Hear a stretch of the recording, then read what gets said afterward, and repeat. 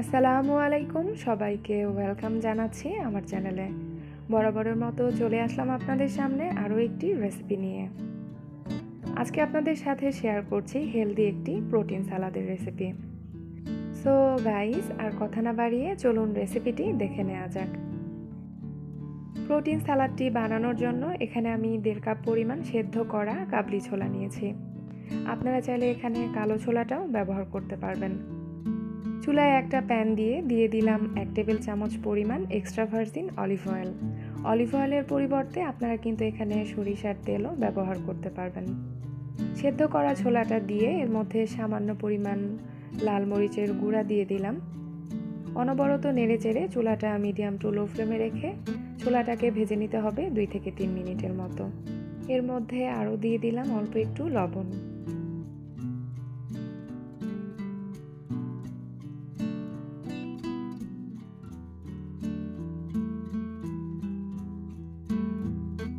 তো ছোলাটা ভাজা হয়ে গেছে, এটা অন্য একটা বাটিতে ট্রান্সফার করে নিচ্ছি।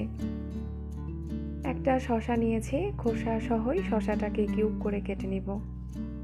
শসার খোসাটা চাইলে ছিলে নিতে পারেন, যেটা আপনাদের পছন্দ।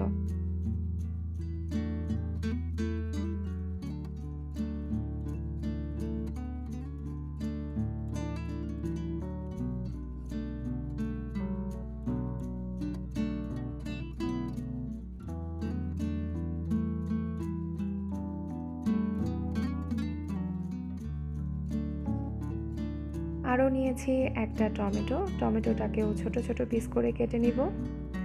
আর এখানে আমি টোটাল 1.5টা টমেটো ব্যবহার করেছি।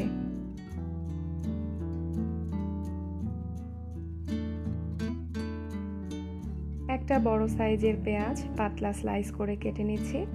যারা কাঁচা পেঁয়াজ খেতে পছন্দ করেন না তারা পেঁয়াজটা স্কিপ করতে পারেন, আর যারা কাঁচা পেঁয়াজ খেতে পছন্দ করেন তারা চাইলে পেঁয়াজের পরিমাণ বাড়িয়ে দিতে পারেন। 2টা কাঁচামরিচ কুচি করে কেটে নিলাম। একটু আদা কুচি করে নিচ্ছি। আরও কেটে নিচ্ছি একটা লেবু। আর সবশেষে করে নিচ্ছি ধনিয়া পাতা কুচি। এখন একটা বড় বোলে রেডি করে রাখা সব উপকরণগুলো নিয়ে নিচ্ছি।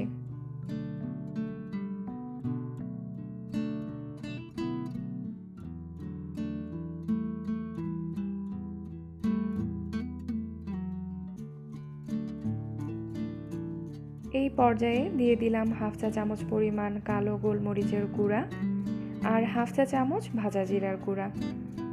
লবণ দিয়ে দিলাম আর সামান্য পরিমাণ বিট লবণও দিয়ে দিলাম। আরও দিচ্ছি 1 টেবিল চামচ পরিমাণ অলিভ অয়েল। সব শেষে দিয়ে দিচ্ছি লেবুর রস, আর এখানে আমি একটা লেবু ব্যবহার করেছি।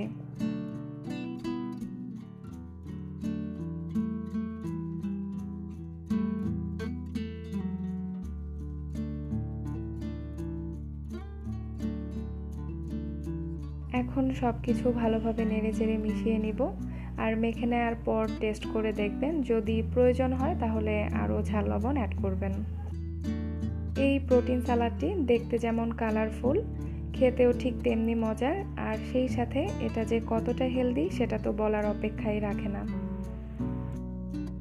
সো গাইস, আজ এ পর্যন্তই। পরবর্তী ভিডিও দেখার আমন্ত্রণ জানিয়ে শেষ করছি। সে পর্যন্ত সবাই সুস্থ থাকুন, ভালো থাকুন। আল্লাহ হাফেজ।